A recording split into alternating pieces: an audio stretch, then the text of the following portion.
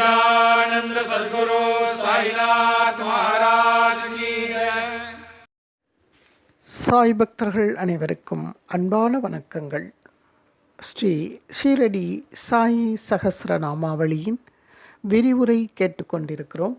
அதில் தொடர்ந்து 921வது நாமம்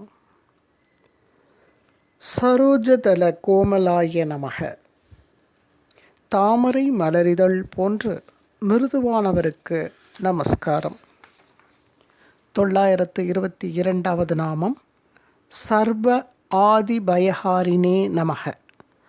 பாம்பு முதலாகிய விஷ ஜந்துக்களிடம் பக்தர்களுக்கு இருந்த பயத்தை அகற்றியவருக்கு நமஸ்காரம். 923வது நாமம் சர்வ ரூபே அபி அவஸ்திதாய நமக. பாம்புகளினுள்ளும் உறைபவருக்கு நமஸ்காரம். தென்னிந்தியாவில் நல்ல பாம்பை ஸ்ரீ சுப்பிரமணிய சுவாமியாக வணங்கும் வழக்கம் தொன்று தொட்டு நிலவுகிறது. தெலுங்கர்கள் சுப்பராயுடு என்பர். நல்ல பாம்பை ஸ்ரீ கருமாரி அம்மனாகவும் வணங்குவது தமிழ்நாட்டு தேசாச்சாரம். 924வது நாமம் சர்வ கர்ம பலத்யாகினே நமக. எல்லா செயல்களின் பலன்களையும் துறந்தவருக்கு நமஸ்காரம். அல்லது எப்பலனையும் எதிர்பாராது செயலாற்றியவருக்கு நமஸ்காரம். இது பகவான் ஸ்ரீ கிருஷ்ணர் ஸ்ரீமத் பகவத்கீதையின் மூலமாக மனித குலத்திற்கு அளித்திருக்கும் உபதேசத்தின் சாரம். இதில் வெற்றி அடைவது மிக கடினம்.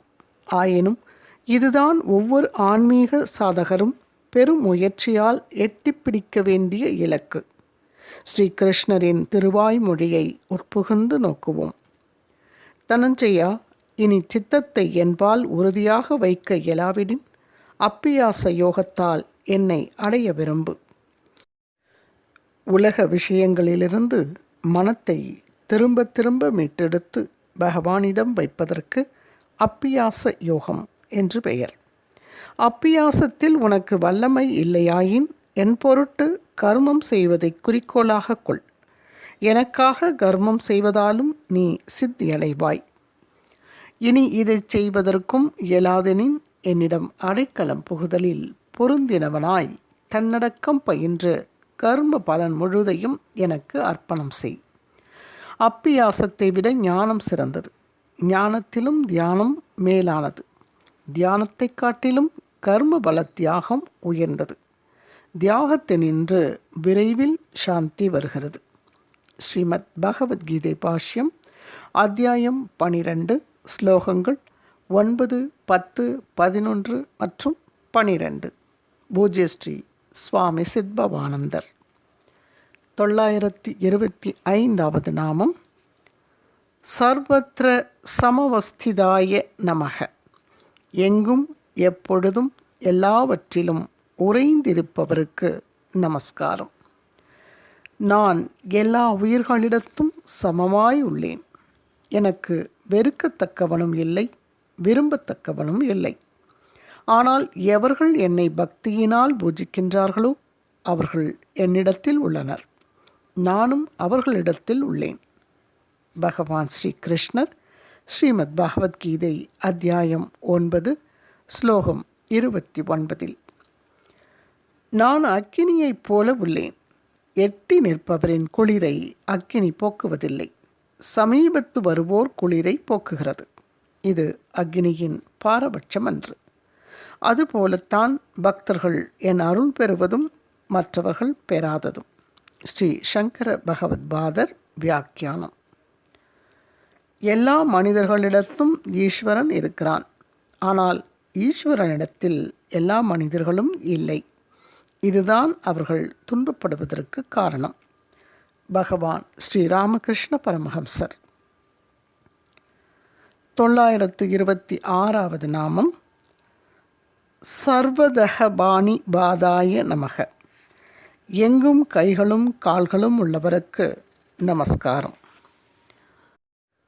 927வது நாமம் சர்வதக அஷி சிரோமுகாய நமக. எங்கும் கண்களும் தலையும் வாயும் உடையவருக்கு நமஸ்காரம். 928வது நாமம் சர்வதகஸ்ருதி மன்மூர்த்தையே நமக. எங்கும் காதுகள் உள்ள உருவம் பெற்றவருக்கு நமஸ்காரம்.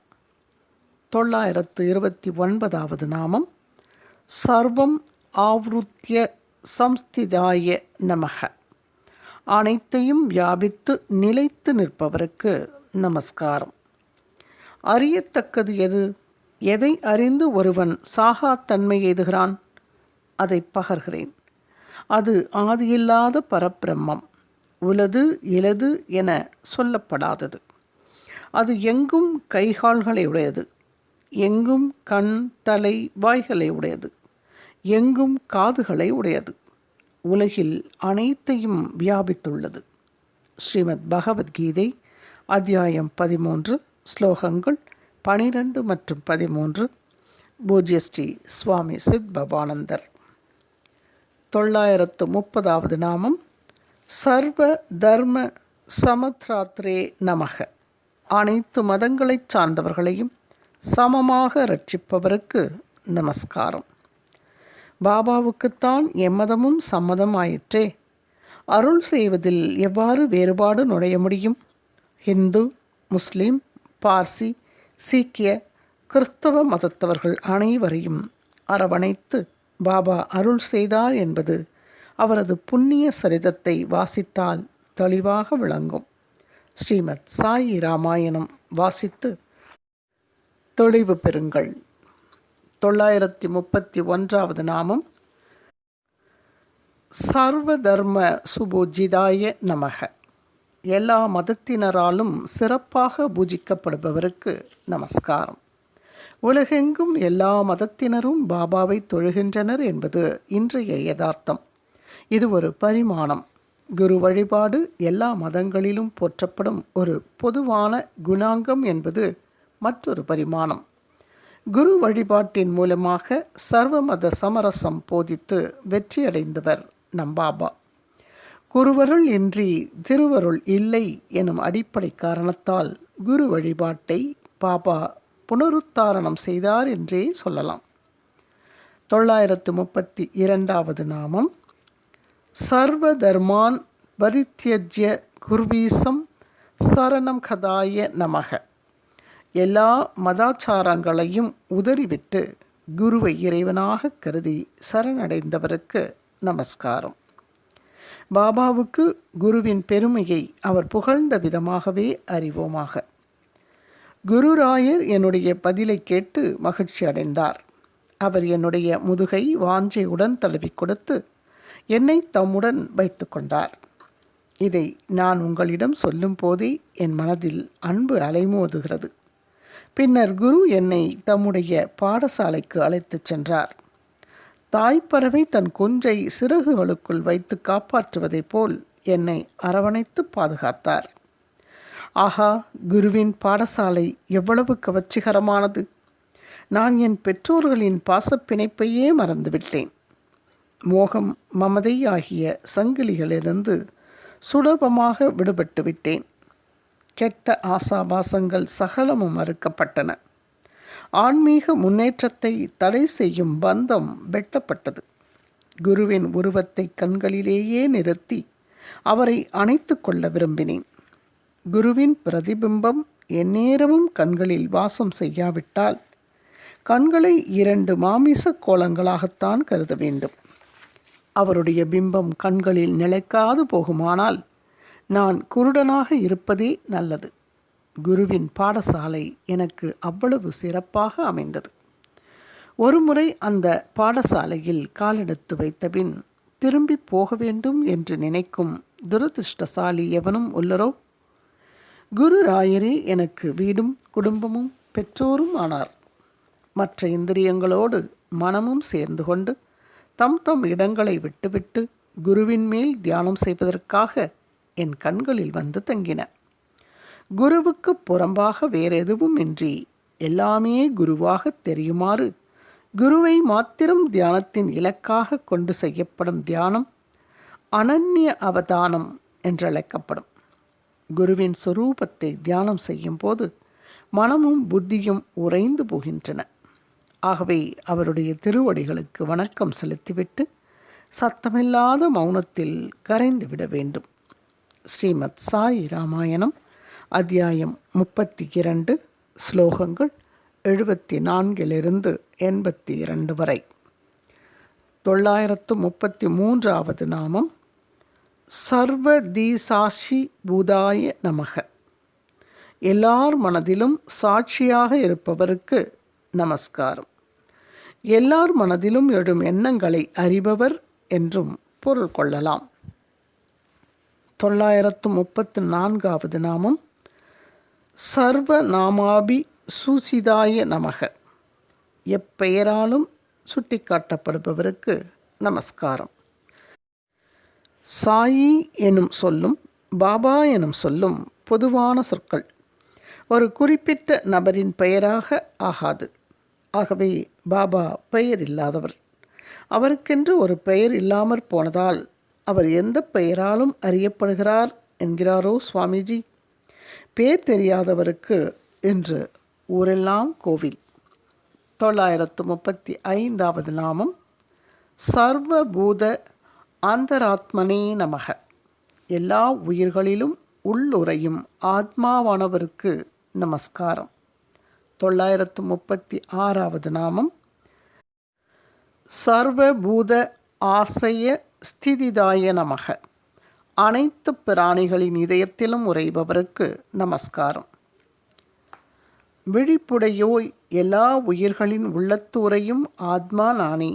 உயிர்களின் ஆதியும் இடையும் இறுதியும் நானே. குடாகேசன் என்றால் தூக்கத்தை வென்றவன் அல்லது அடர்ந்த கூந்தலை உடையவன் என்று பொருள். தூக்கத்தை வென்று ஆன்ம போதத்தில் விழிப்படைய பெறுபவருக்கே பரமாத்மாவின் வியாபகம் விளங்கும். உயிர்கள் தோன்றுவதும் நிலை பெற்றிருப்பதும் ஒடுங்குவதும் பரமாத்மாவினுடைய இடத்திலேயாம். ஸ்ரீமத் பகவத்கீதை பாஷ்யம் விரிவுரை அத்தியாயம் 10 ஸ்லோகம் 20 பூஜ்ய ஸ்ரீ சுவாமி சித்பவானந்தர். ஏகமாயிருக்கும் என் தாய் பராசக்தி பல்வேறு தோற்றத்துடன் விளங்குகிறாள். அளவில்லாத சக்தியுடைய அவள் ஜீவனாகவும் ஜெகத்தாகவும் பேதப்பட்டு சரீரம், புத்தி, சன்மார்க்கம், ஆத்மார்த்தம் முதலிய வேறுபட்ட சக்தியுடையவளாக காணப்படுகிறாள். சக்தி வேதாந்தத்தில் கூறப்படும் பிரம்மமே தவிர வேறல்ல. கட்புலனாகாத பிரம்மத்தின் பிரத்யட்ச ஸ்வரூபமே அவள். பகவான் ஸ்ரீராமகிருஷ்ண பரமஹம்சர். 937வது நாமம் சர்வபூதாதிவாசாய நமக. அனைத்து ஜீவராசிகளின் உள்ளும் உறைபவருக்கு நமஸ்காரம். இந்த நாமம் ஸ்ரீ விஷ்ணு சகஸ்ர நாமாவளியிலும் உண்டு. பூதாவாசாய நமக என்பது 708வது நாமம். பிராணிகள் தம் அருட்பார்வையில் தங்கும்படி இருப்பவர் என்று பொருள் சொல்கிறார் பூஜ்ய ஸ்ரீ அண்ணாயன் சுப்பிரமணியர். தன்னருள் வெளிக்குளே அகிலாண்ட கோடியெல்லாம் தங்கும்படி கிச்சை வைத்துயிர் குயிராய் தழைத்தது எது என்கிறார் ஸ்ரீ தாயுமான சுவாமிகள். 938வது நாமம் சர்வபூத ஹிதேரதாய நமக. அனைத்து ஜீவராசிகளின் நலனிலும் தீவிர ஆர்வம் காட்டுபவருக்கு நமஸ்காரம். இந்த நாமம் மக்கள் யாவருக்கும் ஒரு பாடமாகும். யாவர்க்குமாம் இறைவர்க்கொரு பச்சிலை, யாவர்க்குமாம் பசுவுக்கொரு வாயுரை, யாவர்க்குமாம் உண்ணும் போதொரு கைப்பிடி, யாவர்க்குமாம் பிறர்க்கு என்னுரைதானே என்கிறார் திருமூலர். தீவினை களைந்து ஐயம் அகற்றி இந்திரியங்களை அடக்கி எல்லா உயிர்களின் நன்மையில் மகிழ்வுறும் ரிஷிகள் பிரம்ம நிர்வாணம் அடைகிறார்கள் என்கிறது ஸ்ரீமத் பகவத்கீதை பாஷ்யம். ரிஷிகள் என்பவர்கள் தத்துவ தரிசனம் அடைய பெற்றவர்கள். பற்றற்ற வாழ்க்கையால் அவர்களுக்கு பூரண ஞானம் வருகிறது. பற்று இல்லை எனினும் எல்லா உயிரும் இன்புற்றிருப்பதற்கான உபாயங்களையெல்லாம் அவர்கள் கையாளுகிறார்கள். மனமும் இந்திரியங்களும் அடங்கப் பெறாமையினால் அவர்கள் அங்கனம் செயலில் ஈடுபடுபவர்கள் அல்லர். முற்றிலும் தன்னடக்கமே வடிவெடுத்தவர்கள். ஆக அவர்களுக்கு பாவம் ஒன்றும் வந்து அமைவதில்லை. பிரம்ம நிர்வாணம் அல்லது பேரானந்த பிராப்திக்கு அவர்கள் தகுதியுடையவர்களாகின்றனர். ஸ்ரீமத் பகவத்கீதை பாஷ்யம் அத்தியாயம் 5 ஸ்லோகம் 25 பூஜ்ய ஸ்ரீ சுவாமி சித் பவானந்தர். 939வது நாமம். சர்வ பூதாத்ம பூதாத்மனே நமக. தமது ஆத்மாவே உயிர் அனைத்துக்கும் ஆத்மாவெனக் கண்டவருக்கு நமஸ்காரம். ஜீவர்களெல்லாம் காமத்தில் ஈடுபடுகின்ற அளவு அதில் கட்டுண்டு கீழ்மை அடைகின்றனர். ஆனால் கர்மயோகி கர்மம் செய்கின்ற அளவு அதனின்று விடுதலை அடைகின்றான்.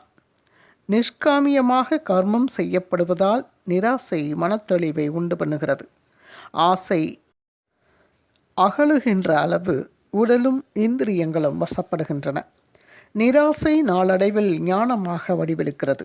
எல்லா உயிருக்கும் அந்தர்யாமியாய் இருப்பவர் பரமாத்மா ஒருவரே என்ற அனுபவம் அத்தகைய ஞானத்தின் பயனாம். இங்கனம் கர்ம பந்தத்தை நீக்குவதால் கர்மயோகமே கர்ம சந்நியாசமாக பரிணமிக்கிறது. 940வது நாமம். சர்வபூத சுஹ்ருதே நமக. எல்லா ஜீவராசிகளிடத்தும் அன்புள்ளம் கொண்டவருக்கு நமஸ்காரம். இதன் தொடர்ச்சியை அடுத்த ஆடியோவில் பதிவிடுகிறேன். தொடர்ந்து கேளுங்கள் நண்பர்களே. குரு வாழ்க, குருவே துணை. ஓம் சாய்ராம். श्री सच्चिदानंद सद्गुरु साईनाथ महाराज की जय.